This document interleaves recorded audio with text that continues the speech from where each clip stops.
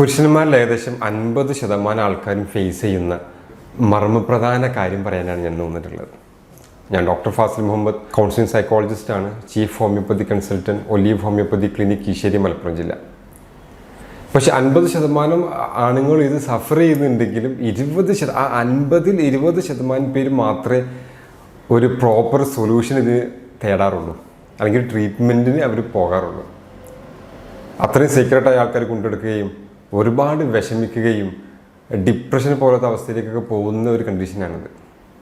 ലൈംഗിക പ്രശ്നങ്ങൾ, mail sexual dysfunction എന്ന് പറയും. പലപ്പോഴും ഈ ലൈംഗികമായിട്ടുള്ള പ്രശ്നങ്ങൾ ഒരു ആണത്വത്തെ ബാധിക്കുന്ന ഒരു പ്രശ്നമായിട്ട് ആൾക്കാർ കാണല്. അയാളുടെ ആണത്വം അതിലാണ്. അപ്പം അത് പുറത്തറിഞ്ഞാൽ എന്തോ ഒരു വിഷമമുള്ള പോലെയാണ്. ഇതെല്ലാവരോടും പറയണം എന്നല്ല, ഇതൊരു പ്രോപ്പർ സൊല്യൂഷൻ ഉണ്ടോ എന്ന് അന്വേഷിക്കണമെന്ന് ഞാൻ പറഞ്ഞു വരുന്നുള്ളൂ. അപ്പോൾ അതുകൊണ്ട് തന്നെ സ്വന്തം പാർട്ട്ണറോട് പോലും ഇത് പറയൂല. പാർട്ട്ണറോട് ചോദിക്കുകയാണെങ്കിൽ തന്നെ എന്തെങ്കിലുമൊക്കെ പറഞ്ഞ് ഒഴിഞ്ഞു മാറും. പലരും ക്ലിനിക്കിലെത്തുക ഭാര്യമാർ നിർബന്ധിച്ചിട്ട് നിങ്ങളൊന്ന് പോയി നോക്കൂ, സൊല്യൂഷൻ ഉണ്ടാവില്ല എന്നൊക്കെ ചോദിച്ച് പറഞ്ഞു വിടുന്നവരാണ്. അവർ ഗൂഗിളിൽ സെർച്ച് ചെയ്തൊക്കെയാണ് നമ്മുടെ അടുത്ത് ക്ലിനിക്കിലെത്തുക. ഞാൻ പറഞ്ഞു വരുന്നത് ഇതൊക്കെ പരിഹരിക്കപ്പെടാത്തൊരു പ്രശ്നമാണ്. അതല്ലെങ്കിൽ അയാൾ ചെറുപ്പകാലത്ത് ചെയ്ത ചില തെറ്റുകൾ എന്ന് തോന്നിക്കുന്ന കുറച്ച് കാര്യങ്ങൾ, മാസ്റ്റർബേഷൻ, സ്വയംഭോഗം ചെയ്യൽ, അത്തരം സംഗതി മൂലമാണ് ഞാൻ ഈ ഒരു അവസ്ഥയിലേക്ക് എത്തിയതെന്ന് ഇയാൾ സ്വയം ചിന്തിക്കുകയും ഇനി അതിൽ നിന്നൊരു പരിഹാരമില്ലാന്ന് ചിന്തിക്കുകയൊക്കെ ചെയ്യുന്നത് കൊണ്ടാണ് പലപ്പോഴും ഇവർ ട്രീറ്റ്മെൻറ്റ് പോകാൻ തന്നെ മടിക്കുന്നത്. ഓക്കെ, അപ്പം അങ്ങനെയൊന്നും കരുതേണ്ട കാര്യമില്ല. ഇത് അത്തരം സംഗതികളെയല്ല, പരിഹരിക്കാവുന്നതേ ഉള്ളൂ. പുരുഷന്മാരുമായി ബന്ധപ്പെട്ട എല്ലാ ലൈംഗിക പ്രശ്നങ്ങളും നമുക്കൊന്ന് ഡിസ്കസ് ചെയ്യുന്നില്ല. ഏറ്റവും പ്രധാനപ്പെട്ട 2 കാര്യങ്ങൾ ഞാൻ ഇന്ന് പറയാൻ ആഗ്രഹിക്കുന്നുള്ളൂ. ഒന്ന് ഇറക്ടൈൽ ഡിസ്ഫങ്ഷൻ, രണ്ടാമത്തെ പ്രീമച്വർ എജാക്കുലേഷൻ, ബലക്കുറവും പെട്ടെന്ന് ശുക്ലം പോകുന്നൊരവസ്ഥ, ശീഘ്രസ്ഖലനമാണ് ഞാനിന്ന് പറയാൻ പോകുന്നത്. ഇറക്ടൈൽ ഡിസ്ഫങ്ഷൻ അല്ലെങ്കിൽ ബലക്കുറവ് എന്ന് പറയുമ്പോൾ സാധാരണ ഇതിലത് പറയാറ് എന്താണിതെന്ന് ചോദിച്ചു കഴിഞ്ഞാൽ ഒരു പ്രോപ്പറായിട്ടുള്ള ലൈംഗിക ബന്ധത്തിന് ലൈംഗിക അവയം നല്ല സ്ട്രെങ്ത്തിൽ നിൽക്കാണ്ടിരിക്കുക എന്നുള്ളതാണ്. ഉദ്ധരിച്ച് നിൽക്കാണ്ടിരിക്കുന്നതിനാണെന്ന് പറയാം. ചില ആൾക്കാരിൽ അത് ഇൻ ദി ബിഗിനിങ്, ഇപ്പോൾ ലൈംഗിക ബന്ധം തുടങ്ങുമ്പോഴേ തന്നെ ഇത് ഉദ്ധരിച്ച് നിൽക്കില്ല. ചിലരിൽ ഇത് ആദ്യം ഉദ്ധരിക്കുകയും ഓർഗാസത്തിൽ എത്തുന്നതിന് മുമ്പ് തന്നെ ഈ ബലത്തിൽ നിൽക്കുന്ന ലൈംഗികാവയവം ചുരുങ്ങിപ്പോവുകയും ചെയ്യും. ഈ 2 അവസ്ഥയാണ് ഇത് പൊതുവെ ഉണ്ടാവില്ലേ. 2 ടൈപ്പാണ് ഇതിലുള്ളത്. ഒന്ന് ലൈഫ് ലോങ് പി എന്ന് പറയും, രണ്ടാമത്തെ അക്വയർഡ് പി. ലൈഫ് ലോങ് എന്ന് പറഞ്ഞാൽ ആളുടെ ഫ്രം ദി ബിഗിനിങ്, ജീവിതകാലം മുഴുവൻ ആൾ അങ്ങനെ തന്നെയാണ്, ബലത്തിൽ ഒരു സമയത്ത് നിന്നിട്ടുണ്ടാവില്ല. അക്വയർഡ് ആകുമ്പോൾ ഒരു സമയത്ത് നല്ല രീതിയിൽ ഇത് വർക്കാവുകയും കുറച്ച് കാലങ്ങൾക്ക് അല്ലെങ്കിൽ കുറച്ച് വർഷങ്ങൾക്ക് ശേഷം ചില ഏജിലെത്തുമ്പോൾ, കല്യാണം കഴിഞ്ഞ് കുറച്ച് കാലത്തിന് ശേഷം ഈ അവസ്ഥയിലേക്ക് എത്തുകയും ചെയ്യും. ഭർത്താക്കന്മാരിൽ ശരിക്കും ഇതൊരു ഡിപ്രഷൻ അവസ്ഥ ഉണ്ടാക്കും ഈ ഒരു ബലക്കുറവ്. ഞാൻ നേരത്തെ പറഞ്ഞ പോലെ ആണത്വമാണല്ലോ, ഇതാണ് ആണത്വം എന്ന് തെറ്റിദ്ധരിക്കുകയും ഇത് നന്നായിട്ട് പെർഫോം ചെയ്യാൻ പറ്റാഞ്ഞാൽ ഞാനൊരു ആണല്ല, ഇത് നമ്മൾ പെർഫോമൻസ് ആങ്സൈറ്റി എന്ന് പറയും. ഇത് ഇവഞ്ച്വലി ഡിപ്രഷനിലേക്ക് എത്തും. റിക്കറൻറ്റ് ഡിപ്രസീവ് ഡിസോർഡറിലേക്ക് വരെയൊക്കെ പോകും. ആൾക്കാരോട് സംസാരിക്കാത്ത അവസ്ഥ, മിണ്ടാനുള്ളൊരു വിഷമം, ഒരു അപകർഷതാബോധം, ഒരു കോൺഫിഡൻ്റ് ആയിട്ട് ഒരു കാര്യം, ഇതിൽ നിന്നല്ല ഒരു കാര്യവും ചെയ്യാൻ പറ്റാത്ത അവസ്ഥയിലേക്ക് എത്താറുണ്ട്. ചില ആൾക്കാരിൽ പെട്ടെന്നൊരു ദിവസം ഇതിങ്ങനെ സംഭവിക്കും. ഇപ്പം ഇറക്ഷൻ ബലക്കുറവ് വരികയും എന്തോ സംഭവിച്ച പോലെ അതിഭീകരമായ ടെൻഷൻ അവസ്ഥ നമ്മൾ ക്ലിനിക്കിൽ വരിക. ഫസ്റ്റ് ഡോക്ടർ ആകെ ഇനി ഒന്നുമില്ല, ഇനി എനിക്കൊന്നും ചെയ്യാനില്ല, വൈഫ് വളരെ ചെറുപ്പമാണ്, ഞാൻ എന്താണ് ചെയ്യുക, ഒരു ഭയങ്കര വെപ്രാളത്തിലെ അവർ സംസാരിക്കുക, എന്തോ നഷ്ടപ്പെട്ട പോലെ. അപ്പം ഞാൻ വളരെ കാമായിട്ട് കാര്യങ്ങൾ പറഞ്ഞ് മനസ്സിലാക്കും. ഒരു വിത്തിൻ 1 വീക്ക് അത് പ്രോപ്പറായിട്ടുള്ള അവസ്ഥയിൽ എത്തിയിട്ടുണ്ടാവും. പക്ഷേ ആ ഒരു 1 വീക്ക് ഇവർ അനുഭവിച്ച് തീർക്കുന്ന ടെൻഷൻസ് ചില്ലറൊന്നും ആവില്ല. പല കാരണങ്ങളൊക്കെ ഉണ്ട് ഇങ്ങനെ സംഭവിക്കാൻ. പലപ്പോഴും കല്യാണം കഴിഞ്ഞ ആദ്യ കുറച്ച് നാളുകളിലൊക്കെ അത് വളരെ വിഷമമായിട്ട് വരലുണ്ട്. 90% ആൾക്കാരിലും ഇതിൻ്റെ പ്രധാനപ്പെട്ട കാരണം സൈക്കോളജിക്കൽ ഇഷ്യൂസാണ്, മനസ്സുമായി ബന്ധപ്പെട്ട കാര്യത്തിലാണ്. ഫിസിക്കലായിട്ടുള്ള അല്ലെങ്കിൽ ഹോർമോൺപരമായിട്ടുള്ള കാര്യങ്ങൾ വളരെ റയർ ആൾക്കാരിൽ ഉണ്ടാവില്ലുള്ളൂ. കല്യാണം കഴിഞ്ഞുകൊണ്ട് ആങ്സൈറ്റി ഉണ്ടാവും. വൈഫ് വീട്ടിലെത്താണ്, ആദ്യമായിട്ട് അത്തരം ഒരു സ്ത്രീയുമായിട്ട് ആ രീതിയിൽ നമ്മൾ ഇടപെടുന്നത്. സ്വാഭാവികമായിട്ടും നമ്മൾ എക്സൈറ്റ്മെൻറ്റ് ഉണ്ടാവും, അതിൻ്റെ കൂടെ ഒരു ഉത്കണ്ഠ ഉണ്ടാവും, എന്താവും എനിക്ക് നന്നായിട്ട് പെർഫോം ചെയ്യാൻ പറ്റില്ലേ. അത് ഇവഞ്ച്വലി പെർഫോമൻസ് ആങ്സൈറ്റിയിലേക്ക് നീങ്ങും. എനിക്ക് നന്നായിട്ട് പെർഫോം ചെയ്യാൻ പറ്റില്ലേ, എന്തായിപ്പോവും. സ്വാഭാവികമായിട്ടും ആ ഒരു ടെൻഷനും ഈ ആങ്സൈറ്റിയും ഇറക്ടൈൽ ഡിസ്ഫങ്ഷനിലേക്ക് നയിക്കും. അതുപോലെ പാർട്ണറും ആ രീതിയിലാണ്. അപ്പോൾ ഭാര്യയാണെങ്കിലും ആ ഒരു ടെൻഷനിലാണ് അവിടെ വരുന്നത്. അപ്പോൾ ഭാര്യയുടെ അത്ര സുഖകരമില്ലാത്ത മുഖം കാണുമ്പോഴും, എന്ന് വെച്ചാൽ ടെൻഷനായിട്ടുള്ള ഫേസ് കാണുമ്പോഴും ആ രീതിയിലൊക്കെ സംസാരമൊക്കെ കാണുമ്പോഴൊക്കെ വീണ്ടും ടെൻഷൻസ് കൂടും. സ്വാഭാവികമായിട്ടും അത് ബലക്കുറവിലേക്ക് നയിക്കും. ആ ബലക്കുറവ് ഫസ്റ്റ് നൈറ്റിൽ അല്ലെങ്കിൽ ആദ്യ കുറച്ച് കാലത്ത് സംഭവിക്കുന്ന ബലക്കുറവ് വീണ്ടും ഇവരിൽ ടെൻഷൻസ് ഉണ്ടാക്കും. ഇനി എന്ത് ചെയ്യണം, കുറേ കഴിയുമ്പോൾ ഭാര്യയും ചോദിക്കാൻ തുടങ്ങും എന്ത് പറ്റി. യഥാർത്ഥത്തിൽ സ്ത്രീകളിലൊരു കണ്ടീഷനുണ്ട്, വജീനിസംസ് എന്ന് പറയും. ഞാൻ മറ്റൊരു വീഡിയോയിൽ ചെയ്തിട്ടുണ്ട്. അവരുടെ യോനിഭാഗത്ത് കട്ടിയായിട്ട് അല്ലെങ്കിൽ മസിൽസ് സങ്കോചിച്ച് നിൽക്കുന്ന ഒരവസ്ഥ, അത് സ്ത്രീകളിൽ ഉണ്ടാകുന്ന ഇതേപോലത്തെ ഒരു അവസ്ഥയാണ്. മാനസികമായിട്ട് വിഷമം ഉണ്ടാകുമ്പോഴോ അല്ലെങ്കിൽ എന്താ പറയുക ടെൻഷൻസ് ഉണ്ടാകുമ്പോഴൊക്കെ ഉണ്ടാകുന്ന ഒരു അവസ്ഥയാണ്. അത് കാരണമാണ് പലപ്പോഴും ലിംഗം ഉള്ളിലേക്ക് ഇൻസേർട്ട് ചെയ്യാൻ പറ്റാതെ വരുന്നത്, ഒരു പ്രോപ്പർലി ലൈംഗികത്തിലേക്ക് വിഷമം ഉണ്ടാക്കുന്നത്. പക്ഷെ അതും ഈ ആണിലേക്ക് ചാർത്തപ്പെടും. ഇയാളിത് ട്രൈ ചെയ്യുകയും കുറച്ച് കഴിയുമ്പോൾ ബലക്കുറവ് വരികയും ചെയ്യുമ്പം സ്വാഭാവികമായിട്ട് അത് ഇറക്ടൈൽ ഡിസ്ഫങ്ഷൻ ആണെന്നും സ്ത്രീക്ക് അതൊരു കുഴപ്പമില്ലെന്ന രീതിയിലേക്ക് വരും. അങ്ങനെ ഒന്ന് ഡിവോഴ്സ് ആയ ആൾക്കാർ വരെ ക്ലിനിക്കിലേക്കൊക്കെ വരലുണ്ട്. അതല്ല സംഗതി. ഇപ്പോൾ ഈ ആൻസൈറ്റിയോ അല്ലെങ്കിൽ സ്ത്രീകളിലുണ്ടാകുന്ന വജീനിസമസോ ആ സംഗതിക്ക് ഡീൽ ചെയ്ത് പ്രോപ്പറായിട്ട് മുമ്പോട്ട് പോകുകയാണെങ്കിൽ വളരെ നല്ല രീതിയിൽ അവർക്ക് ജീവിതം മുമ്പോട്ട് കൊണ്ടുപോകാൻ പറ്റുമായിരുന്നു എന്നാണ് ഞാൻ പറയുന്നത്. ചില ഹോർമോണിൻ്റെ അളവ് കുറവുകൾ, ടെസ്റ്റോസ്റ്ററോൺ പോലത്തെ ഹോർമോണിൻ്റെ അളവ് കുറവുകൾ, ചില ലൈഫ് സ്റ്റൈൽ ഹാബിറ്റുകൾ, സ്മോക്കിംഗ്, ആൽക്കഹോൾ, അതൊക്കെ ഈ ഒരു അവസ്ഥയിലേക്ക് നയിക്കലുണ്ട്. അതിന് കണക്ക് മർമ്മപ്രധാനം ഞാൻ നേരത്തെ പറഞ്ഞ ആങ്സൈറ്റിയോ അല്ലെങ്കിൽ എക്സൈറ്റ്മെൻറ്റോ മായി ബന്ധപ്പെട്ട സംഗതികളാണ്. മറ്റു പല സൈക്കോളജിക്കൽ ഇഷ്യൂസും ഇതിലേക്ക് നയിക്കാറുണ്ട്. സൈക്കാട്രിക് ഡ്രഗ്സ് എടുക്കുന്നവരിൽ, ചില മാനസികപരമായിട്ടുള്ള മരുന്ന് കഴിക്കുന്നവരിലും ഈ ഒരു വിഷമങ്ങൾ ഉണ്ടാവലുണ്ട്. ചില ചെറിയ ചെറിയ രീതിയിലുള്ള ലൈഫ് സ്റ്റൈൽ മോഡിഫിക്കേഷൻസ് ഒക്കെ നല്ല മാറ്റങ്ങൾ ഇതിലുണ്ടാക്കും. പ്രോപ്പറായിട്ടൊരു എക്സസൈസ് ചെയ്യുക.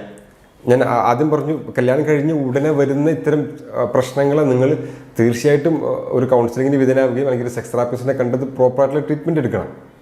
അത് കഴിഞ്ഞ് കുറച്ച് ഏജ്ഡ് ആയിട്ടുള്ള ആളാണെങ്കിൽ അവർക്കൊക്കെ ഈ ഒരു കൺസൾട്ടേഷന് കൂടെ ഡോക്ടറെ കാണിക്കുന്നതിന് കൂടെ നിങ്ങൾ ചെയ്യേണ്ട കാര്യമാണ്, മരുന്നിനപ്പുറം നിങ്ങൾ ചെയ്യേണ്ട കാര്യങ്ങളാണ് റെഗുലറായിട്ട് എക്സസൈസ് ചെയ്യണം. ബ്ലഡ് അങ്ങോട്ട് റഷ് ചെയ്യുമ്പോഴാണ് നമ്മുടെ ലിംഗം ഉദ്ധരിച്ച് നിൽക്കുന്നത്. അത് സ്പോഞ്ച് പോലത്തെ ഒരു അവയവമാണ്. അതിലേക്ക് അറകളിലേക്ക് ബ്ലഡ് എത്തുമ്പോഴാണ് ഇത് പ്രോപ്പറായിട്ട് ഉദ്ധരിച്ച് നിൽക്കുക. അപ്പം ആ ഒരു സർക്കുലേഷൻ ഇൻക്രീസ് ചെയ്യാനായിട്ട് റെഗുലർലി എക്സസൈസ് ചെയ്യണം. റെഗുലർലി എക്സസൈസ് ചെയ്യാന്ന് പറയുമ്പം ആഴ്ചയിൽ 5 ദിവസമെങ്കിലും 45 മിനിറ്റ് നന്നായിട്ട് വിയർക്കുന്ന രീതിയിൽ എക്സസൈസ് ചെയ്യുന്നതാണ് നല്ലത്. 3 ലിറ്ററെങ്കിലും അല്ലെങ്കിൽ 8 മുതൽ 12 ഗ്ലാസ് വരെയെങ്കിലും വെള്ളം കുടിക്കാൻ ശീലമാക്കുക. റുമ്മമ്പഴം, അവഗാഡോ, ചില നട്ട്സുകൾ, ഓയിസ്റ്റർ പോലുള്ള ഫിഷ് സംഗതികളൊക്കെ ഫുഡിൽ ഉൾപ്പെടുത്തിയാൽ വളരെ നന്നാവും. സ്മോക്ക് ചെയ്യുന്ന ആളാണെങ്കിൽ സ്മോക്ക് ക്വിറ്റ് ചെയ്യുക. സ്മോക്കിങ് പതിയെ പതിയെ നിർത്തുക എന്നൊരു പ്രോസസ്സ് സ്മോക്കിങ്ങിൽ ഇല്ല എന്ന് പറയാം. സ്മോക്കിംഗ് കുറ്റി ഒറ്റയടിക്ക് നിർത്തണം, അപ്പോഴേ അത് നിൽക്കുള്ളൂ. അപ്പോൾ സ്മോക്കിങ്ങും ഇതിന് വിഷമമായിട്ട് വരാറുണ്ട്. ആൽക്കഹോൾ അമിതമായിട്ട് കഴിക്കുന്നവരിലും അത് പ്രശ്നങ്ങളുണ്ടാക്കും. കാരണം ഈ ആൽക്കഹോൾ അമിതമായിട്ട് ചെന്ന് കഴിഞ്ഞാൽ ഈ ടെസ്റ്റോസ്റ്ററോണിൻ്റെ അളവ് അത് കുറയ്ക്കും, ഈസ്ട്രോജൻ്റെ അളവ് അത് കൂട്ടുകയും ചെയ്യും. അപ്പോൾ സ്വാഭാവികമായിട്ടും ഈ വിഷമങ്ങൾ അത് ഉണ്ടാക്കും. ഈ ഇറക്ടൈൽ ഡിസ്ഫങ്ഷനിലെ ആൾക്കാർ പലപ്പോഴും ലൈംഗികതയോട് തന്നെ ഒരു താല്പര്യക്കുറവ് കാണിക്കും. കാരണം അയാൾക്ക് നന്നായിട്ട് പെർഫോം ചെയ്യാൻ പറ്റില്ല എന്നുള്ള ഒരു ബാക്ക്ഗ്രൗണ്ട് തോട്ട് അയാൾ അതിലേക്ക് പോകുന്നതിന് തടയും. അങ്ങനെ വരുമ്പോഴൊരു വിഷമം എന്താ വെച്ചാൽ സ്വാഭാവികമായിട്ട് ലൈംഗികത നടക്കാണ്ടിരിക്കുകയും ഭാര്യയിലും ഈ പ്രശ്നങ്ങൾ ഉണ്ടാക്കും. ഭാര്യയ്ക്കും കുറച്ച് കഴിഞ്ഞാൽ ലൈംഗിക വിരക്തി വരും. കാരണം അത്തരം ഒരു സംഗതി ഇയാളുടെ നിന്ന് കിട്ടുന്നില്ല. അതുകൊണ്ട് തന്നെ ഭാര്യയിലും ലൈംഗിക വിരക്തി ഉണ്ടാവും. ഒരു കല്യാണം കഴിഞ്ഞ ഒരു കപ്പിളിന് നല്ല രസകരമായി ലഭിക്കേണ്ട ഒരു സംഗതി മിസ്സാകുമ്പോൾ അതെല്ലാത്തിനും ബാധിക്കും. നല്ലൊരു ലൈംഗികത വളരെ സന്തോഷകരമായ ഒരു ദാമ്പത്യ ബന്ധത്തിലേക്ക് നയിക്കുമെന്ന് പറയാം. നമ്മൾ ചുമ്മാ ഹഗ് ചെയ്താൽ തന്നെ ഓക്സിറ്റോസിൻ എന്ന ഹോർമോൺ റിലീസാകും രണ്ടുപേരിലും. അത് ബന്ധങ്ങൾ ദൃഢാക്കും. അത് ഭാര്യനാവുന്നില്ല. ഇപ്പോൾ നമ്മൾ മക്കളെ ഹഗ് ചെയ്താലും മകൻ അമ്മമാരെ ഹഗ് ചെയ്താലും ഒക്കെ ഈ സാധനം ഉണ്ടാവും. ഓക്സിറ്റോസിൻ റിലീസാവും. അത് ഈ ബന്ധങ്ങളെ ദൃഢാക്കും. അപ്പം ലൈംഗിക ബന്ധം കുറയുക വഴി ഈ റിലേഷൻഷിപ്പിൽ തന്നെ പ്രശ്നങ്ങളുണ്ടാവും. അതായത് പഴയ പോലത്തെ ഒരു ഇൻറ്റിമസിയോ ഒരു സ്നേഹമൊന്നും വൈഫ് കാണിച്ചോളുന്നില്ല. അത് വൈഫിന് കിട്ടുന്നില്ല എന്നതുകൊണ്ടല്ല, വൈഫിൻ്റെയും ശാരീരികമായിട്ട് ചില മാറ്റങ്ങൾ ഉണ്ടാവും എന്നർത്ഥം. ഇറക്ടൈൽ ഡിസ്ഫങ്ഷൻ മറ്റൊരു പ്രധാനപ്പെട്ട കോസാണ് ഈ റിലേഷൻഷിപ്പിലെ പ്രശ്നങ്ങൾ. ഭാര്യയും ഭർത്താവും തമ്മിലുള്ള അടി, ചുമ്മാ തർക്കിക്കൽ. മൈൻഡ് വളരെ ഇമ്പോർട്ടൻ്റ് ആണ്. നല്ല പീസ്ഫുൾ ആയിട്ടുള്ള മൈൻഡ് വളരെ ഇമ്പോർട്ടൻ്റ് ആണ് ലൈംഗികതയ്ക്ക്. ഓട്ടോണോമസ് നെർവുകളാണ് ഇതിനെ കൺട്രോൾ ചെയ്യുന്നത്. നമുക്ക് നമ്മളെ കൈയും കാലം ഹാൻഡിൽ ചെയ്യുന്ന പോലെ ലൈംഗിക അവയവത്തെ നമുക്ക് ഹാൻഡിൽ ചെയ്യാൻ കഴിയില്ല. അപ്പോൾ അതുകൊണ്ട് വളരെ പീസ്ഫുൾ ആക്കി പ്രസൻ്റ് ആയിട്ടുള്ള മൈൻഡ് സിറ്റുവേഷനിൽ നമ്മൾ എത്തണം. നമുക്ക് നമ്മളെ പാർട്ട്ണറോട് ഇഷ്ടമില്ലായി വരികയോ എന്തെങ്കിലും കുശുമ്പൊക്കെ പറഞ്ഞ് നമ്മൾ തെറ്റി നിൽക്കുകയൊക്കെ ചെയ്ത് കഴിഞ്ഞാൽ ഈ സാധനം വർക്കൗട്ട് ആവില്ല. അപ്പം നിങ്ങളുടെ ഇടയിലെ പ്രശ്നങ്ങൾ നിങ്ങൾ സംസാരിച്ച് തീർക്കണം. രണ്ടാമതൊരു കാര്യം, നല്ല കമ്മ്യൂണിക്കേഷൻ നിങ്ങൾ തമ്മിൽ വേണം. ഞാൻ എപ്പോഴും പറയുന്നതാണ് അവരോട്. ആവശ്യത്തിന് മാത്രം ഭർത്താവ് ഫോൺ വിളിക്കുന്നു. ഭർത്താവ് എല്ലാം കഴിഞ്ഞ് വീട്ടിലെത്തുമ്പോൾ എന്തെങ്കിലുമൊക്കെ ഉള്ള കാര്യങ്ങൾ ഭാര്യ പറയുമ്പം അത് നമ്മൾ സപ്പോർട്ടീവായിട്ട് കേട്ടുകൊടുക്കൂല. ഞങ്ങൾക്ക് വേറൊന്നും പറയാനില്ലേ, ഈ കുശുമ്പനെ പറയാനുള്ളൂ. അവർക്ക് അത്രയും സില്ലി കാര്യങ്ങളൊക്കെ പറയാനുണ്ടാവുള്ളൂ. നമുക്കത് കേട്ടുകൊടുക്കാമല്ലോ.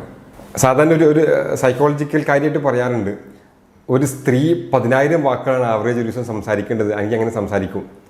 പുരുഷൻ പക്ഷേ 5,000 സംസാരിക്കുള്ളൂ എന്ന് പറയുന്നുണ്ട്.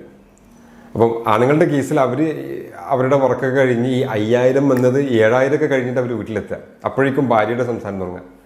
ഭാര്യയുടെ ഈ 10,000-ൽ 1,000 ചിലവായിട്ടുണ്ടാവുള്ളൂ, ബാക്കി 9,000 ബാക്കിയാണ്. അപ്പോൾ ഇവർ സംസാരിക്കാൻ തുടങ്ങും. സ്വാഭാവികമായിട്ട് നമ്മൾ മൈനസിലാണ് ഓടുന്നത്. അപ്പോൾ ഇത് എന്തിലേക്ക് നയിക്കും? കേൾക്കാനുള്ളൊരു ഇൻട്രസ്റ്റ് കുറയ്ക്കും. ഇത് പൊതുവേ ആണുങ്ങളിൽ കേൾക്കാനുള്ള ഇൻട്രസ്റ്റ് കുറയ്ക്കും. അപ്പോൾ അവർ അത് റിജക്റ്റ് ചെയ്യാൻ നോക്കും. അങ്ങനെ വരുമ്പോൾ ഇവരുടെ ഇടയിലെ കമ്മ്യൂണിക്കേഷൻസ് കുറയും. സ്വാഭാവികമായിട്ട് അത് റിലേഷൻഷിപ്പ് പ്രശ്നങ്ങൾ ഉണ്ടാക്കും. ചെറിയ ചെറിയ കാര്യത്തിന് ദേഷ്യം പിടിക്കുന്നൊരവസ്ഥയിലേക്ക് വരും. ഭർത്താവ് ആഗ്രഹിക്കുന്ന കാര്യങ്ങൾ ഭാര്യ ചെയ്യാണ്ട് വരും. അതിലൊന്നും ഇൻറ്റിമസി ഉണ്ടാവില്ല എന്നർത്ഥം. അപ്പോൾ നിങ്ങൾ തമ്മിലുള്ള റിലേഷൻഷിപ്പ് ദൃഢമാക്കുന്ന എല്ലാ കാര്യങ്ങളും നിങ്ങളടുത്ത് ഉണ്ടാവാൻ വേണം. അപ്പോഴാണ് ഇതൊക്കെ പ്രോപ്പറായിട്ട് വർക്കൗട്ട് ആവുള്ളൂ. ചില പഠനങ്ങളൊക്കെ പറയുന്നത് ഇപ്പോൾ ഭർത്താവിന് ഇറക്ടൈൽ ഡിസ്ഫങ്ഷൻ ഉണ്ടെങ്കിൽ, ഇപ്പോൾ പ്രോപ്പറായിട്ട് ഉദ്ധരിച്ച് നിൽക്കാത്തൊരവസ്ഥ ഉണ്ടെങ്കിൽ അത് സ്ത്രീകളുടെ ലൈംഗിക താല്പര്യം കുറയ്ക്കും ഞാൻ പറഞ്ഞല്ലോ നേരത്തെ. അങ്ങനെ കുറവുണ്ടായി കഴിഞ്ഞാൽ പിന്നീട് ലൈംഗികത്തിൽ ഏർപ്പെടുമ്പോൾ സ്ത്രീകൾക്ക് അത് പെയിൻഫുൾ അവസ്ഥയുണ്ടാവും. ഡിസ്പെറൂനിയ എന്ന അവസ്ഥയിലേക്ക് എത്തും. പ്രോപ്പറായിട്ടുള്ള രീതിയിൽ ലൂബ്രിക്കേഷൻസ് ഇല്ലാണ്ട് വരും. അപ്പോൾ സ്വാഭാവികമായിട്ടും അത് പെയിൻഫുൾ ആയിട്ടുള്ള ഒരു ലൈംഗികത്തിലേക്ക് നയിക്കും. അപ്പോൾ എങ്ങനെ വന്നാലും ഇത് പ്രോപ്പറായിട്ട് ഡീൽ ചെയ്ത് കറക്റ്റ് ചെയ്ത് പോകണമെന്നർത്ഥം.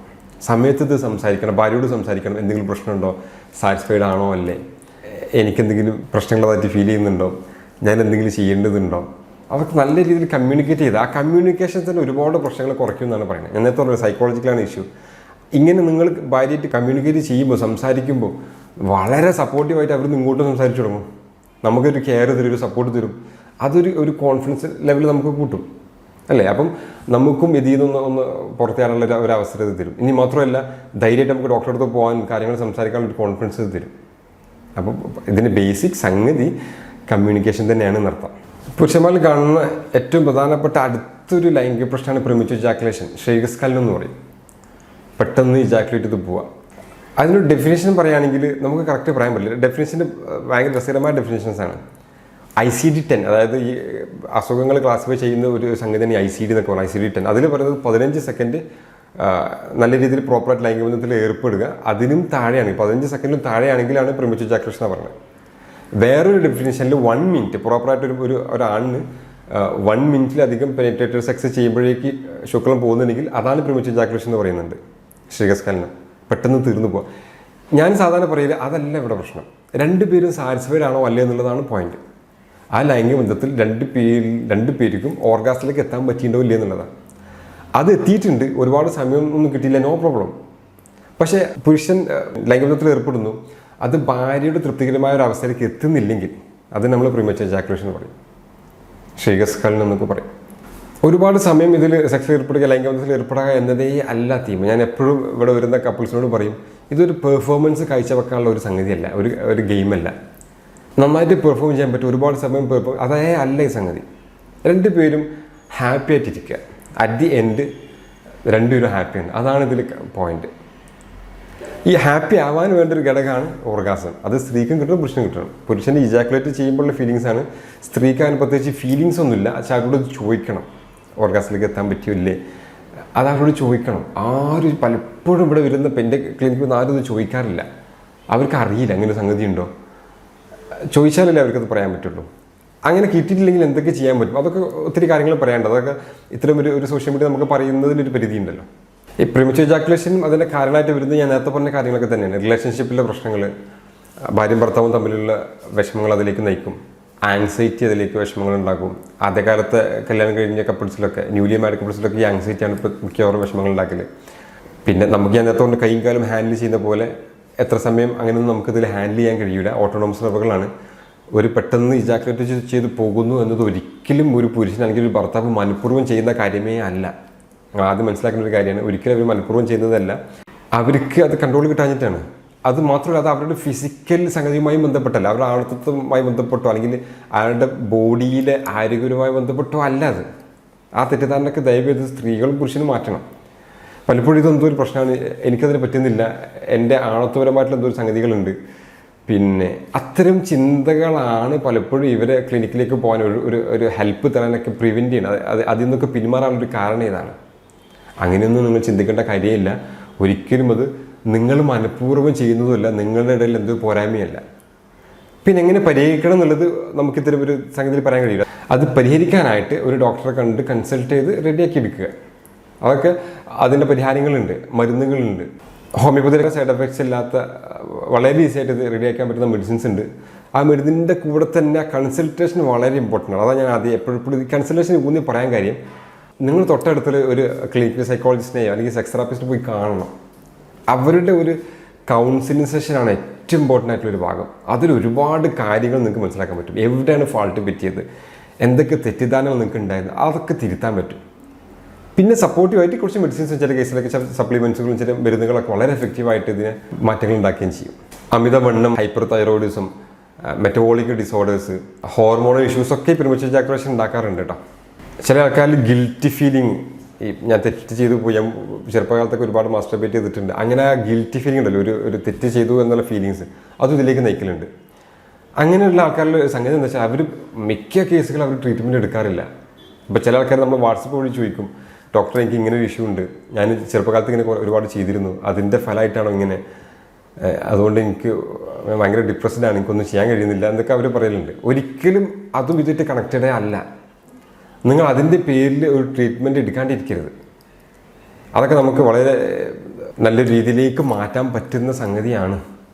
ഈ നല്ല രീതി നല്ല സംഗതി എന്നൊക്കെ ഞാൻ പറയാൻ കാര്യം അങ്ങനെയൊക്കെ ഇതിൽ പറയാൻ പറ്റുള്ളൂ, ടോപ്പിക് അങ്ങനെ ആയതുകൊണ്ട്. ഓക്കെ, പ്രീമച്വർ ഇജാക്കുലേഷൻ്റെ ട്രീറ്റ്മെൻറ്റ് ഓപ്ഷൻസിലേക്ക് വരുമ്പം ബിഹേവിയറൽ തെറാപ്പീസ് ഉണ്ട്, കേഗൽ എക്സസൈസ് ഉണ്ട്. അപ്പം ബിഹേവിയർ തെറാപ്പിയിൽ വരുന്നത് സ്റ്റോപ്പ് ആൻഡ് സ്റ്റാർട്ട് മെത്തേഡ് ഉണ്ട്. അങ്ങനെ ഇപ്പോൾ ഇതിൽ പറയാൻ പറ്റുള്ളൂ. ബാക്കി ഡീറ്റെയിൽ ആയിട്ടൊക്കെ നമുക്ക് കൺസൾട്ടിങ് വരുമ്പോൾ നിങ്ങൾ ഡോക്ടറോട് ചോദിച്ചാൽ അവർ ഡീറ്റെയിൽ ആയിട്ട് പറഞ്ഞുതരും. അതുപോലെ തന്നെ സ്ക്വീസ് മെത്തേഡ് വരുന്നുണ്ട്. അതൊക്കെ നിങ്ങൾ പ്രാക്ടീസ് ചെയ്യുമെങ്കിൽ നമുക്കത് ടാക്കിൾ ചെയ്യാൻ പറ്റും, നമുക്കത് മാറ്റിയെടുക്കാനായിട്ട് പറ്റും. അതിൻ്റെ കൂടെ ഞാൻ നേരത്തെ പറഞ്ഞത് മെയിൻ പ്ലേ വരുന്ന ഓർഗാസത്തിലാണ്. പ്രീമച്വർ ഇജാക്കുലേഷൻ ഹസ്ബൻഡിനുണ്ട് എന്നതിനേക്കാളും പ്രശ്നം ഇത് വൈഫ് സാറ്റിസ്ഫൈഡ് ആകുന്നില്ല എന്നുള്ളതാണ്, അവർക്ക് ഓർഗാസത്തിലേക്ക് എത്താൻ പറ്റുന്നില്ല എന്നുള്ളതാണ്. അപ്പോൾ എങ്ങനെയൊക്കെ ഓർഗാസത്തിലേക്ക് എത്തിക്കാൻ പറ്റും എന്ന രീതികളൊക്കെ പ്രാക്ടീസ് ചെയ്താൽ ഇത് നല്ലൊരു ശതമാനം വരെ പരിഹരിക്കപ്പെടും എന്നുള്ളതാണ്. പെൽവിക് ഫ്ലോർ മസിൽസ് എക്സസൈസൊക്കെ ഒരുപാട് ഈ മാറ്റങ്ങൾ ഉണ്ടാക്കാൻ ഹെൽപ്പ് ചെയ്യും. കീഗൽ എക്സസൈസ് എന്ന് പറഞ്ഞാൽ നമ്മൾ മൂത്രം ഒഴിക്കുമ്പോൾ പിടിക്കുന്ന ഒരു മസിൽ, മൂത്രം ഒഴിക്കുമ്പോൾ നമ്മൾ പിടിക്കൂലേ, മൂത്രം ഹോൾഡ് ചെയ്യൂലേ, അപ്പോൾ കുറച്ച് മസിൽസ് അവിടെ വർക്ക് ചെയ്യുന്നുണ്ട്. ആ മസിൽസ് ടൈറ്റായി തന്നെ ഒരു 3-4 സെക്കൻഡ് ഹോൾഡ് ചെയ്യുക എന്ന് റിലീസ് ചെയ്യുക. അങ്ങനെ 10-20 തവണ 2 നേരത്തായിട്ട് നിങ്ങൾ ചെയ്യുമെങ്കിൽ ആ പെൽവിക് ഫ്ലോർ കുറച്ചുകൂടി സ്ട്രെങ്തന് വെക്കും. അതും ഈ ഒരു അവസ്ഥ മാറ്റിയെടുക്കാൻ ഹെൽപ്പ് ചെയ്യും. അത് ഇറക്ടൈൽ ഡിസ്ഫങ്ഷനിലും നല്ലതാണ്, പ്രീമച്വർ ഇജാക്കുലേഷനും ചെയ്യുന്നത് നല്ലതാണ്. ഇറക്ടൈൽ ഡിസ്ഫങ്ഷൻ പിന്നെ ബലക്കുറവിൽ പറഞ്ഞ പോലെ തന്നെ എക്സസൈസ് വളരെ ഇമ്പോർട്ടൻ്റ് ആണ്. ഞാൻ നേരത്തെ പറഞ്ഞ ഫുഡുകളും ഇതിലും ഇമ്പോർട്ടൻ്റ് ആണ്. ഓക്കെ, പിന്നെ വളരെ കാമായിട്ടിരിക്കുക, റിലാക്സ്ഡ് ആയിട്ടിരിക്കുക, റിലാക്സേഷൻ ടെക്നിക്കുകൾ പ്രാക്ടീസ് ചെയ്യാം, യോഗ പ്രാക്ടീസ് ചെയ്യാം. അതിനൊക്കെ കൂടെ ഇതുമായി ബന്ധപ്പെട്ട കൺസൾട്ടൻറ്റിനെ കാണുക, മെഡിസിൻസും കഴിക്കാം. മെഡിസിൻസ് സപ്പോർട്ടീവായിട്ടൊക്കെ ചെയ്ത് കഴിഞ്ഞാൽ ഇത് നല്ല എഫക്റ്റ് ഉണ്ടാക്കും. ലൈംഗികപരമായിട്ടുള്ള ഏത് പ്രശ്നത്തിലും ബേസിക്കായിട്ട് ചെയ്യേണ്ട നിങ്ങൾ പാലിക്കേണ്ട ഒരു കാര്യം എന്താ വെച്ചാൽ പരസ്പരം കുറ്റപ്പെടുത്താണ്ടിരിക്കുക എന്നുള്ളതാണ്. ചില കേസിലൊക്കെ നമുക്ക് സങ്കടം, ക്ലിനിക്കിൽ വരുമ്പം ഭാര്യ പറയും ഇയാളെ കൊണ്ട് പറ്റില്ല ഡോക്ടറെ, ഇയാളെ കൊണ്ട് അതിനാവൂല. അങ്ങനെയൊക്കെ കേൾക്കുമ്പം ആ ഹസ്ബൻഡിനാണ് ഫീലിംഗ് നമുക്ക് മനസ്സിലാവും. ചില ഭർത്താക്കന്മാർ ഇവിടെ ഇരുന്ന് കരഞ്ഞിട്ടൊക്കെ ഉണ്ട് ഇത് കേൾക്കുമ്പോൾ. ചിലതൊക്കെ നമുക്ക് പറഞ്ഞ് മനസ്സിലാക്കി കൊടുക്കാൻ പറ്റും, അതിനൊക്കെ ഒരു പരിധിയുണ്ട്. അപ്പം ഒരിക്കലും പരസ്പരം കുറ്റപ്പെടുത്താണ്ടിരിക്കുക. കുറ്റപ്പെടുത്തി കഴിഞ്ഞാൽ എല്ലാ അവസ്ഥയിലും അവരുടെ കോൺഫിഡൻസ് ഡൗൺ ആവില്ലേ. സ്വാഭാവികമായിട്ടും ഈ കോൺഫിഡൻസ് ലെവലും മെൻ്റൽ സ്ട്രെങ്ത്തുമാണ് ഇതിൽ മെയിൻ പാർട്ട്. അപ്പോൾ അത് പോയി കഴിഞ്ഞാൽ പിന്നെ റിക്കവർ ചെയ്യാൻ പണിയാണ്. മാത്രമല്ല അത്തരം കുറ്റപ്പെടുത്തലുകൾ മൊത്തത്തിൽ സെക്ഷൽ ഫങ്ഷൻസ് തന്നെ കുറയ്ക്കും, താല്പര്യം കുറയ്ക്കും. ഇറോസൽ എന്നൊരു സ്റ്റേജ് ഉണ്ട്, ഇപ്പോൾ താല്പര്യം ജനിപ്പിക്കുന്ന ആ ഒരു സ്റ്റേജിൽ ഡിസയറൊക്കെ ഉണ്ട്. ആ ഡിസയറിൻ്റെ തന്നെ ഭാഗത്തേക്ക് അവരെത്തൂല. ഒരിക്കലും കുറ്റപ്പെടരുത്, സപ്പോർട്ടീവായിട്ട് നിൽക്കുക, കൺസൾട്ടേഷൻ എടുക്കുക, പരിഹാരമുണ്ട്. പുരുഷന്മാരിൽ തന്നെ ലൈംഗികപരമായിട്ടുള്ള പ്രശ്നങ്ങൾ വേറെയും ഒത്തിരി കേസസ് വരുന്നുണ്ട്. പിന്നെ ഡിലേഡ് ഓർഗാസ്മിക് ഡിസ്ഫങ്ഷൻ എന്ന് പറയും, ഓർഗാസിലേക്ക് എത്താത്ത അവസ്ഥ, എത്രയായാലും ശുക്ലം പോകാത്ത അവസ്ഥകൾ വരുന്നുണ്ട്. അതൊക്കെ വളരെ റെയറാണ്, ക്ലിനിക്കിൽ പലപ്പോഴും വന്നിട്ടുണ്ട്. അതൊക്കെ നമുക്ക് അതിൻ്റെ കാരണങ്ങളെ കണ്ടെത്തി മാനേജ് ചെയ്യാൻ പറ്റുന്നതേ ഉള്ളൂ. അതുപോലെ തന്നെ ഹോർമോൺ പ്രശ്നങ്ങൾ വരുന്നുണ്ട്, ജനറ്റിക്കായിട്ടുള്ള ചില അസുഖങ്ങൾ, ജനിതകരമായിട്ടുള്ള ചില അസുഖങ്ങൾ ഈ വിഷമങ്ങൾ ഉണ്ടാക്കാം. അപ്പോൾ പലപ്പോഴും ക്ലിനിക്കിൽ വരുന്ന ആൾക്കാർ നമ്മൾ ക്വസ്റ്റ്യൻ ചെയ്ത് അവരുടെ കേസസ് എടുക്കുമ്പം ഈ സെക്ഷൽ ഓറിയൻറ്റേഷനിൽ വരുന്ന കുറേ പ്രശ്നങ്ങളുണ്ട്. ഒരാണിന് ആണിനോടാണ് താല്പര്യം, ഹോമോസെക്ഷൽ ആയിട്ടുള്ള ആൾക്കാർ, ഹെട്രോസെക്ഷൽ ആയിട്ടുള്ള ആൾക്കാർ, അതൊക്കെ ശരിക്കും നിങ്ങൾ തിരിച്ചറിഞ്ഞു കഴിഞ്ഞാൽ, ഇപ്പോൾ ഒരു എക്സാമ്പിൾ പറഞ്ഞാൽ, ഇപ്പോൾ ഹോമോസെക്ഷൽ ആയിട്ടുള്ള ഒരാണാണ്, അയാളുടെ സെക്ഷൽ ഓറിയൻറ്റേഷൻ ഹോമോസെക്ഷാലിറ്റി എന്ന് അറിഞ്ഞു കഴിഞ്ഞാൽ ഒരു കല്യാണത്തിന് മുതിരാതിരിക്കുന്നതാണ് നല്ലത്. ഞാൻ പറഞ്ഞു കല്യാണം ശരിക്കും അതിൻ്റെ കോർ എലമെൻറ്റ് ലൈംഗികതയാണ്. അപ്പം നിങ്ങൾക്ക് ഭർത്താവിന് ആണുങ്ങളോടാണ് താല്പര്യമെങ്കിൽ, വൈഫിനോട് താല്പര്യം തോന്നില്ലെങ്കിൽ, ഒരു പെണ്ണിനോട് തോന്നില്ലെങ്കിൽ അതവിടെ വർക്കൗട്ട് ആവില്ല. അങ്ങനെ നിങ്ങൾ നേരത്തെ തിരിച്ചിടുകയാണെങ്കിൽ ഒരു വിവാഹത്തിന് മുതിരാതിരിക്കുന്നതാണ് നല്ലത്. അതെനിക്ക് അങ്ങനെ പറയാൻ പറ്റുമെന്ന് പറഞ്ഞൂടാ. ഞാൻ പക്ഷേ വളരെ വിഷമത്തോടെ എനിക്കത് പറഞ്ഞു. ഒത്തിരി കേസസ് അങ്ങനെ ക്ലിനിക്കിൽ വരും. ഒരിക്കലും ഇയാൾ ഈ ഭാര്യ ഡിവോഴ്സ് ആയില്ല, പക്ഷേ ഒരു ഭർത്താവിൽ നിന്ന് കിട്ടുന്ന ഒരു സംഗതി ഈ ഭാര്യയ്ക്ക് കിട്ടുകയില്ല. അവസാനം ഇവർ ഇട്ടെറിഞ്ഞ് പോയ 10 വർഷമൊക്കെ ക്ഷമിച്ച് നിൽക്കുക ഇട്ടെറിഞ്ഞ് പോയ കഥകളൊക്കെ ഉണ്ട്. ഞാൻ പറയുന്നത് എന്താ വെച്ചാൽ അതൊക്കെ നമ്മൾ ആദ്യം ഐഡൻറ്റിഫൈ ചെയ്ത് അതിനനുസരിച്ച് നീങ്ങുകയാണെങ്കിൽ ഒന്നുകൂടെ നന്നായിരിക്കും. അതുപോലെ തന്നെ ചില ഇഞ്ചുറീസ്, ഇപ്പോൾ ലൈംഗികത്തെ പറ്റുന്ന ഇഞ്ചുറീസ്, നമ്മളെ ബാക്ക് പെയിൻ, നട്ടലിന് പറ്റുന്ന ഇഞ്ചുറികളൊക്കെ പിന്നെ പ്രീമച്വർ ഇജാക്കുലേഷൻ അല്ലെങ്കിൽ ഇറക്ടൈൽ ഡിസ്ഫങ്ഷനിലേക്കൊക്കെ നയിച്ചേക്കാം. ഓക്കെ, അപ്പോൾ അതൊക്കെ ഉണ്ടെങ്കിൽ ആ രീതിയിൽ ട്രീറ്റ്മെൻറ്റ് എടുക്കുക, എന്നിട്ട് അത് കറക്റ്റ് ചെയ്യുക. ഇത്രയൊക്കെയാണ് വളരെ കോമൺ ആയിട്ട് കാണുന്ന പുരുഷന്മാരിലെ പ്രശ്നങ്ങൾ. അപ്പം നിങ്ങൾക്ക് സംശയങ്ങൾ ഉണ്ടെങ്കിൽ ഈ വീഡിയോക്ക് താഴെ കമൻറ്റ് ചെയ്യാം. അതല്ലെങ്കിൽ എൻ്റെ വാട്സപ്പ് നമ്പറിൽ അതിലേക്കും ടെക്സ്റ്റ് ആക്കിയിട്ട് ചോദിക്കാം. ടെക്സ്റ്റ് ആക്കി ഇടുന്നതാണ് നല്ലത്, അതിന് റിപ്ലൈ വരാൻ സാധ്യത കൂടും. വോയിസ് ആകുമ്പോൾ നമുക്ക് ഒരുപാട് കേൾക്കാൻ പറ്റിക്കൊള്ളുന്നില്ല, നമ്മൾ റിപ്ലൈ തരും. വളരെ നല്ല രീതിയിൽ സംസാരിക്കുകയും കമ്മ്യൂണിക്കേറ്റ് ചെയ്യുകയും നിങ്ങളുടെ ലൈംഗിക പ്രശ്നങ്ങൾ ആദ്യം നിങ്ങൾ ഭാര്യയും ഭർത്താവും തമ്മിൽ ഡിസ്കസ് ചെയ്ത് പരിഹരിക്കാൻ പറ്റുന്നതാണോ എന്ന് നോക്കുകയും അതിനും സാധ്യമായില്ലെങ്കിൽ മാത്രം ട്രീറ്റ്മെൻറ്റ് എടുക്കുകയും ചെയ്യാം. ഹോമിയോപ്പതിയിൽ വളരെ എഫക്റ്റീവായിട്ടുള്ള മെഡിസിൻസ് ഈ പ്രീമച്വർ ഇജാക്കുലേഷനും ശ്രീകസ്ഖലനത്തിനും ബലക്കുറവിനൊക്കെ ഉണ്ട്. വളരെ എഫക്റ്റീവാണ്, സൈഡ് എഫക്ട്സും ഇല്ല, സേഫായിട്ട് എടുക്കാൻ പറ്റും. നിങ്ങൾക്ക് തൊട്ടടുത്തുള്ള ഹോമിയോ ഡോക്ടറെ കണ്ടാൽ മതി. അതിന് മുമ്പ് ഒരു കൗൺസിലിംഗ് സെഷൻ അറ്റൻഡ് ചെയ്യണമെന്ന് നടത്താം. ഇത്രയൊക്കെ പറഞ്ഞ് നമുക്ക് ഈ ഒരു ടോപ്പിക്കോട് അവസാനിപ്പിക്കാം. അടുത്ത നല്ലൊരു ഹെൽത്ത് ടോപ്പിക്കുമായിട്ട് നമ്മൾ വീണ്ടും വരും. ഞാൻ doctor Fasil Muhammad, counselling psychologist, chief homeopathy consultant, Olive homeopathy clinic, Keeshery, Malappuram ജില്ല. Thanks for watching. ബൈ.